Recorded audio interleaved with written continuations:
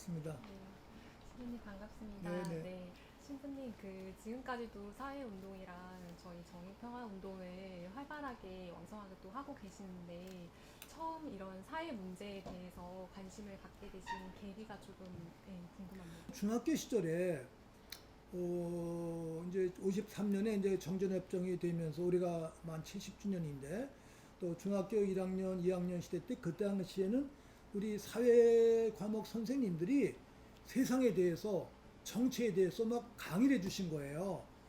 그러니까 중학교 1학년, 2학년 때 우리가 사회의식이 생겼어요.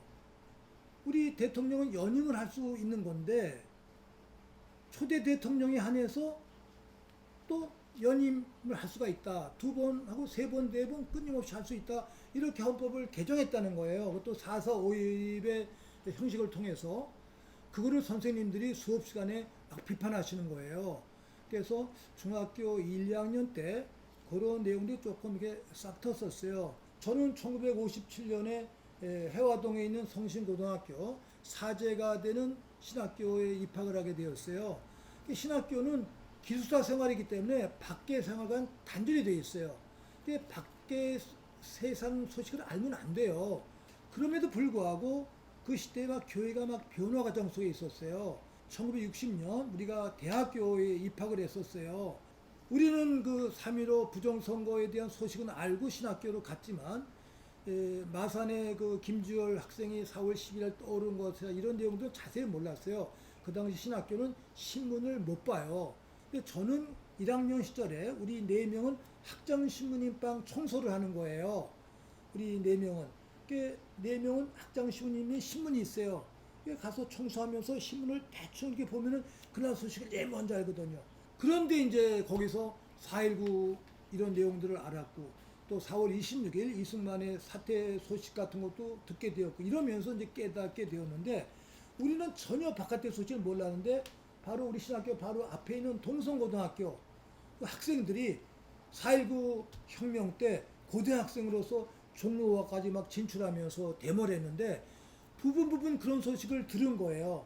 그런데 그해 4월 26일 아침에 낮기도 반성기도를 하려고 하는데 학장신부님이 그날 오신 거예요. 오시더니 이렇게 표시를 하시니 오늘은 낮기도 생략하고 시대를 위해서 함께 고민하고 기도하겠습니다.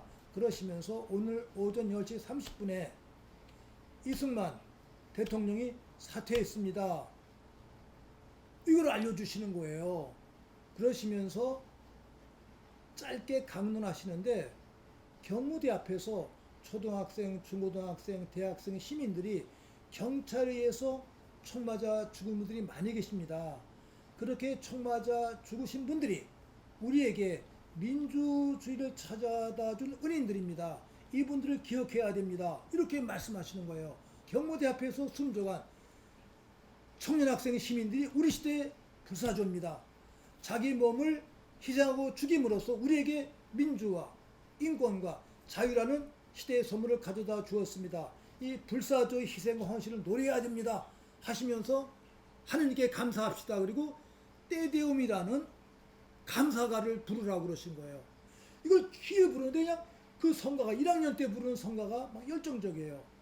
그래서 제 안에 4.19의 체험이 이승만 하해를 통해서 신부님 불사조 강론이 우리들 안에 싹 텄었구나. 그걸 제가 느꼈어요.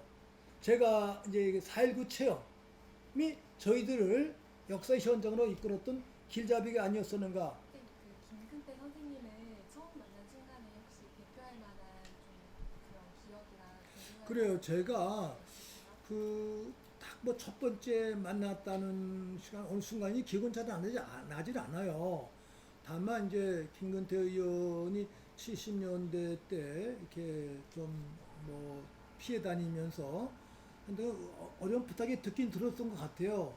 83년으로 기억이 되는데 그 같이 활동했던 그 청년들 지금 그 당시 우리 정의평화위원회 실무자로 계셨던 그 문국주 대표님 그분들이 늘 이제 가톨릭 신자니까 저를 찾아오셔서 청년 학생들의 모임 장소를 부탁을 하는 거예요.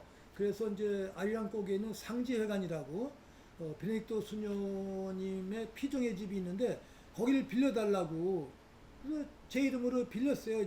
그리고 그 자리에서 이제 민청년 창립 총회를 했다고 들었어요. 그러면서 이제 몇 차례 만나게 되는데 제 첫인상으로는 꽤 과묵한 분이시다.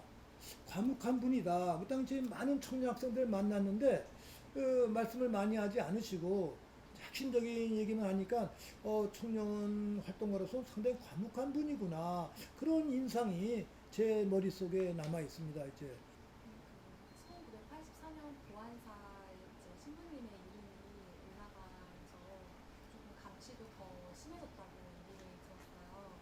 그래서 김근태 선생님께서 이제 그 신부님의 배우로 지목을 하시게 되었다는 이유를 이제 나중에 얘기를 듣게 되셨는데 그 당시 상황에 대해서 조금 더 자세히 저도 그 내용을 전혀 몰랐다가 제가 이제 85년에 교구청에서 일하게 되었는데 홍보국장으로 제가 일할 때인데 어느 분이 이제 보안사 책을 가져다 주시는 거예요.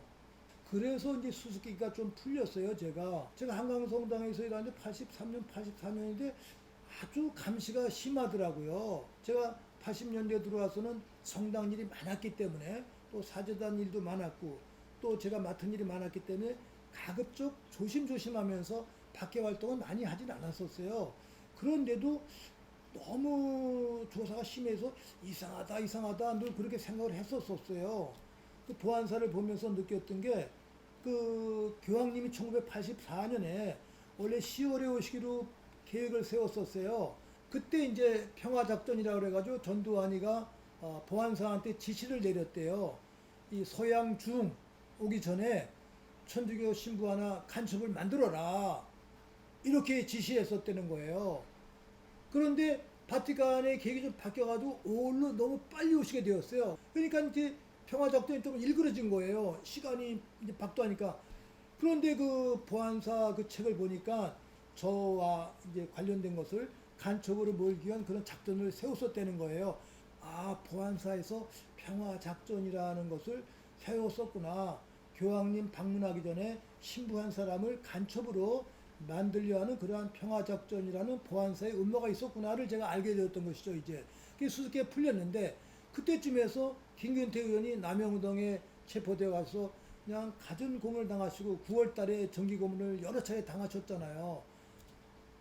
그 저도 전혀 몰랐던 내용인데 이제 재판에 가끔 가는데 마지막 재판에 한번 갔는데 김근태 의원이 뒤를 쳐다보시더니 시민이 죄송합니다 그러시는 거예요. 이분이 왜 저런 얘기를 하지? 우리가 참 죄송한데. 근데 그래서 이상하다 그러는데 그 죄송하다고 얘기한 그거를 그 책을 보고 나서 깨달은 거예요.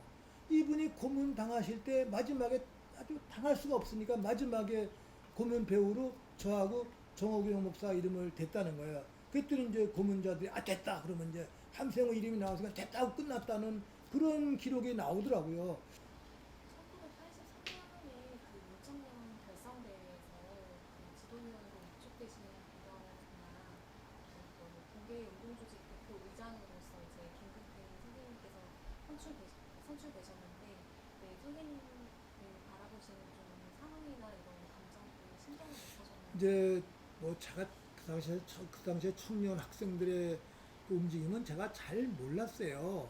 다만 이제 우리 가톨릭 신자 중에 활동하시는 분들이 청년 학생들의 모임에 대해서 도움을 청하면 저희들은 무조건 도와주는 상황이 있었죠. 이제 그 당시에 이제 그 뒤에 제가 확인한 바로는 김근태 의장이 노동활동을 많이 하신 분으로서 노동활동 하신 분들과 또 학생으로서 민주화 투쟁하신 분들과 약간의 그 차이가 있었는데 학생운동 하셨던 분들이 노동운동에 투쟁하신 그분들을 모셔와서 함께 일을 해야 되겠다. 이렇게 계획을 세면서 김근태 의장을 모셔와서 의장으로 이렇게 모셨다는 그 얘기를 나중에 듣게 되었거든요. 그 당시에는 그러니까 그 청년 학생들 노동운동가 활동가들이 하는 내용이면 우리 모두 박정희 독재, 전두환 독재 타파에 함께하는 동지들이었기 때문에 무조건 우리가 함께 손잡고 도와주고 함께 했었어요. 그 정도로서의 일을 했기 때문에 아마 그분들이 저에게 뭐 부탁을 해서 지도위원이나 이런 거를 좀 맡겼던 것 같아요. 실제로는 현장에서 뛰신 분들은 그분들이고 저희들은 그냥 사제로서 뒤에서 똑같은 마음으로 도와주신 그 정도였습니다. 이제.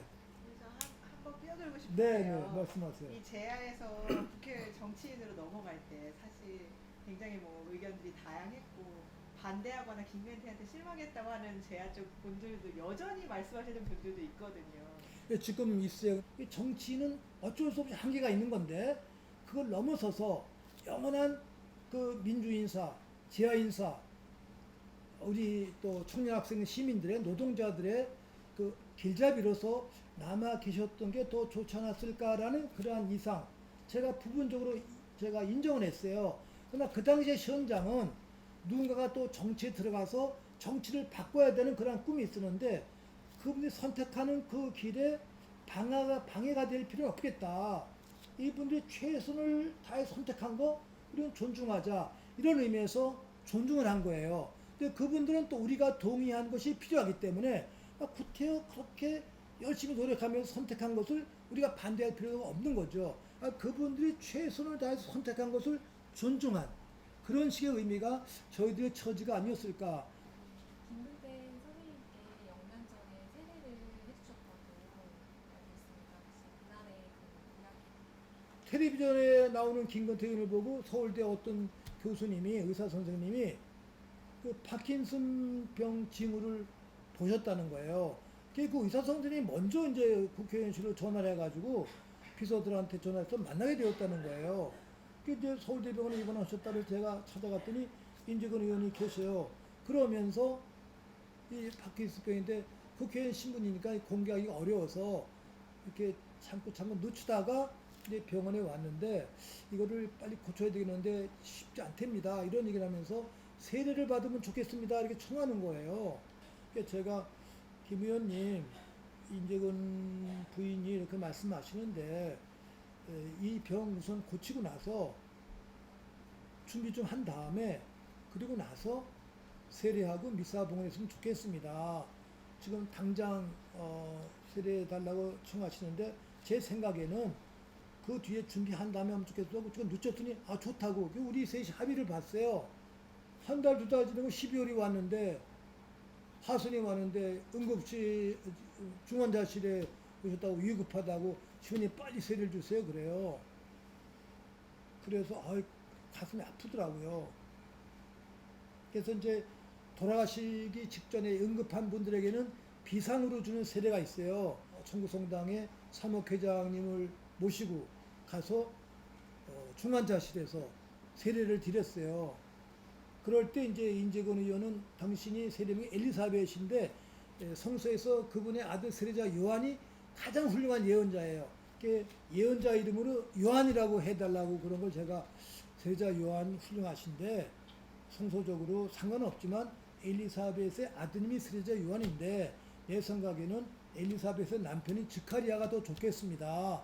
즈카리아로 내가 할게요 그랬더니 인재근 의원은 제가 사제니까 제 말을 들어주세요. 그리고 이제 세례드리고 났더니 얼마 뒤에 선정하셨는데 하여간 돌아가시면서 고문도 있고 사를 아름다운 행적이 있기 때문에 더 많은 것을 우리에게 남겨주신 것 같고 그 당시에 이제 김건태 의원이 외쳤던 게 2012년을 정복하라 뭐 이런 구호를 내세웠잖아요. 24년을 정복하라 26년 정복하라 계속 하늘나라에서 외치고 계시지 않을까 이렇게 생각해 봅니다. 이제 아까 김건태 의원 장례 미사를 봉헌할 때인데 이화영 그 의사가 저보고 늘 고문 피해자에 대한 치유 프로그램 평소에 얘기를 했었어요. 그런데 김건태 의원 장례 미사 때 문득 그러면 국가나 정부가 하지 않는 것 우리끼리 뜻을 모아서 시작하면 되겠다. 우리가 모범이 되자. 그래서 그냥 강론 때 그걸 선언했어요. 약속을. 김건태 의원을 비롯한 모든 고문 피해자들의 치유 프로그램을 위한 치유센터 건립을 시작하겠습니다. 계획하겠습니다. 선언을 했어요. 김건태 의원을 선택한 것은 김건태라는 개인이 아니라 공동체 희생자의 한 상징적인 인물일 수 있다. 고문받은 모든 분들은 우리 시대 김건태다. 그래서 김건태 치유센터를 했던 김건태 개인이 아니라 고문받은 모든 형제자매들을 포용하는 그런 보편적 의미에서 김건태 이름을 따가지고 김건태 치유센터로 해서 고문 받으셨던 분들, 그 모든 분들을 우리가 모시면서 치유 프로그램을 행하고 있고 지금 진행하고 있는데 그 뜻은 좋았던 것 같아요. 그뿐 아니라 제가 그 뒤에 그분들을 만날 때마다 고문당하신 분들은 우리 시대에 십자가에 못 박히신 예수님과 똑같은 분이다. 순교자들과 똑같은 분이다. 순국 선녀들과 똑같은 의미가 있다. 여러분들이 바로 살아있는 예수님입니다. 이러면서 이제 과감하게 신학적으로 해석하면서 접근하고 있는데 그 첫 번째 길을 터주신 분이 김근태 의원이 되겠죠, 이제.